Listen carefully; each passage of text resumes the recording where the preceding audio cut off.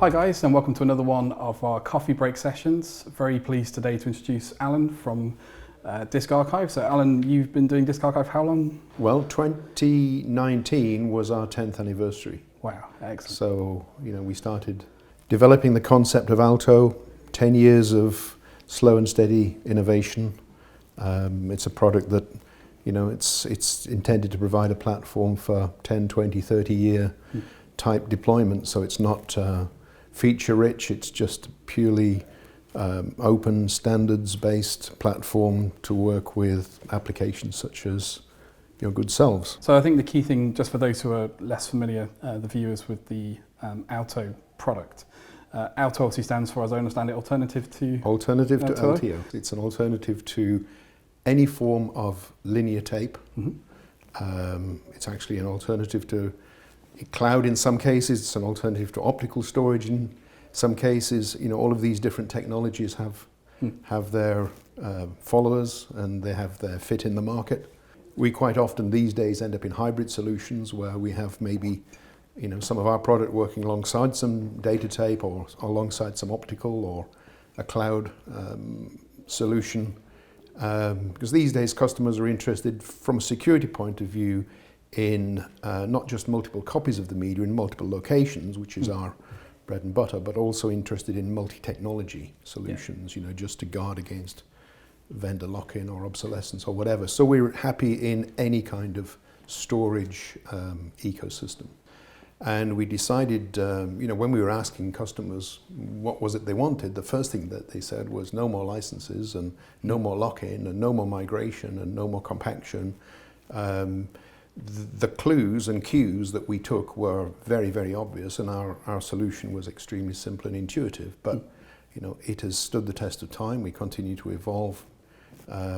We like to feel we have an unbeatable lifetime cost of ownership, unbeatable security, and it's all we do. So we're committed to the archive business and people who need to store media assets, film assets, biomedical images, long-term data storage at a very affordable price. And the affordability point, I guess there's a few things there. I mean, like you say, the low maintenance, the fact you're not having to move from different formats in the LTO space. But, is it fair to say it's a made technology? I mean, the drive's power down. That's the key. If I look at a standard RAID versus an Alto, one of the fundamentals is the... Yes, it's a third generation. We call it a third generation MAID, M-A-I-D. So, I think most people are familiar with the RAID concept where you have content striped across an array of disks, which is typically a way to increase capacity and increase speed. Well, it's an archive. We don't need blazing fast speed. What we need is a different set of values. And what we don't need is disks spinning 24/7, even if you're not accessing them. That's, cool. These days, I think everybody, all broadcasters and corporations are acutely aware of carbon footprint and what have you. And the power wastage in traditional high performance storage is astronomical. And so our innovation really was to reduce that down to a crazy quarter of a watt per terabyte power consumption over the lifetime of a product. The discs obviously being hermetically sealed, you say that obviously, yes, LTO is a low power consumption storage, but if we think about the environment required for LTO, the air conditioning, lack of dust, everything, which I guess your system's, okay, sure, it's still a electronic device that wants a rack location, but it's less sensitive to dust and other stuff, which you can get in parts of the world as a... Yeah, and that's the reason that, we had a built-in added value, which was the fact the sealed media. If we look at your storage type, I mean, within the media space then particularly, use cases seem quite endless. I mean, it's storage, right? It could be, I guess it's generally for heavier storage, that kind of thing, long-term storage. So what would be some common use cases that you would have for today? Our DNA, my own DNA and the people who, in the founding team, we're all from the broadcast manufacturing side. It's the market we know well. We have fantastic partners. We make an open, standards-based platform. Without the application layer, it's nothing. Our view is that since no two media companies are alike and requirements differ, that best-of-breed solutions provide the best result for broadcasters and media companies, whether they're regional TV stations, news stations. We have systems installed throughout Siberia and Russia. African countries, war zones. It's a very, very robust storage. And, you know, in all of those places there are TV stations, whether they're large or small, state broadcasters or independent broadcasters. They all need to store a large amount of content.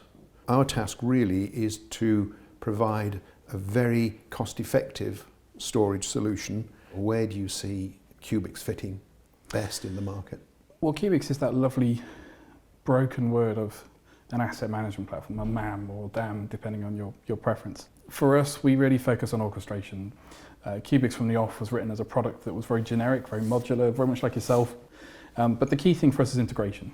So we have over 54 integrations, and it is a native integration. You know, we don't depend on your Finder. We're able to talk to the Alto, effectively talking to the disk through your API. So that allows us to control very accurately what content ends on what disk, be very state aware, and just the housekeeping of obviously adding in new disks to the data set and making use of them. So really our focus is on workflow. And as such, yes, we are very much focused in the media and entertainment space. Our system is very much deployed for video, audio and image, and of course the ancillary files that go with that. But really focusing in areas where traditional systems are weak. And really it's one of two places. One is I just need this. You know, you've got an existing MAM, you've got an existing estate, but you have this problem in the workflow. And we're able to come in and using our appliance approach, which is quite simply where we're licensing just the modules you need. The nice thing about Cubics is you only have to run the modules that you need, and you can run them where you need to run them. So if I had an Alto on premise and I was going to replicate that to Wasabi or Backblaze or some other storage, I can just run the lightest footprint right next to the Alto. Similarly, if I had Altos across facilities or different locations, like you say, with that storage mix that clients now need, again, we can just deploy just the bits we need. And because our technology was so flexible, we want to make sure our commercials are so flexible as well. So the workflow challenge is there. Of course, Cubics is also a full enterprise system and does very well in the post-production space and archive space. So particularly working with physical formats. For us, an asset starts on a shelf. You know, it's a film can with the physical pictures of the asset and so forth. And then that transitioning that through all the way to the archive. And I think a key thing is being able to handle image sequences. A lot of MAMs fall down on DPX. And the nice thing is, of course, working with the DPX workflow with an Alto is the fact that you have partial restore, immediate partial restore, because we're aware of where those images are. So we can group them together to make sure they end up on the right disk and all of that. So I think there's a really good pairing, particularly with, like you say, the long-time archival formats. And more now, especially within the archive space, it's about finding the right asset, but also the right point of the asset. I mean, one of the nice things about the Alto, because it's not LTO disk, is we can jump just to that point.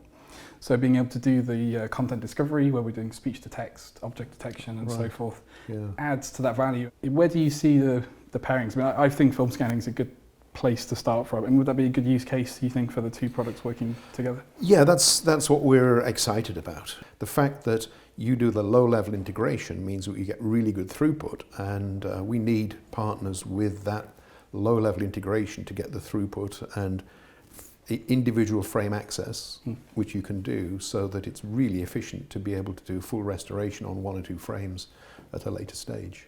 And one of the things I love about that is the kiosk portal. So one of the portals we offer, which is both available as Cubics as an on-prem product, but also we offer kiosk on a subscription licensing, where actually the portal's based in the cloud, but can be managing content that's on-prem, in an Alto, and the content never has to leave the premise in question. And the nice thing is with that, it's a proxy-based experience, being able to add editorial metadata, and again, really make that a very rich data set on top of an Alto. And that can be a new Alto, or of course existing customers with Altos we're able to easily layer that on top of. So our ability to proxy-based workflows where again those disks are staying offline until the point in time which we need to actually restore the data. Exactly. And the ease of doing it on top. And again, that native integration allows that. I'm very excited about this integration. So look guys, we thank you for your time today on our coffee session here that we've had. Both of us are big believers in resolving workflow challenges. I think that's a key point, like you say, and very much with a focus for longevity, stability, and those real key points of no lock-ins when it comes to the archive. Exactly.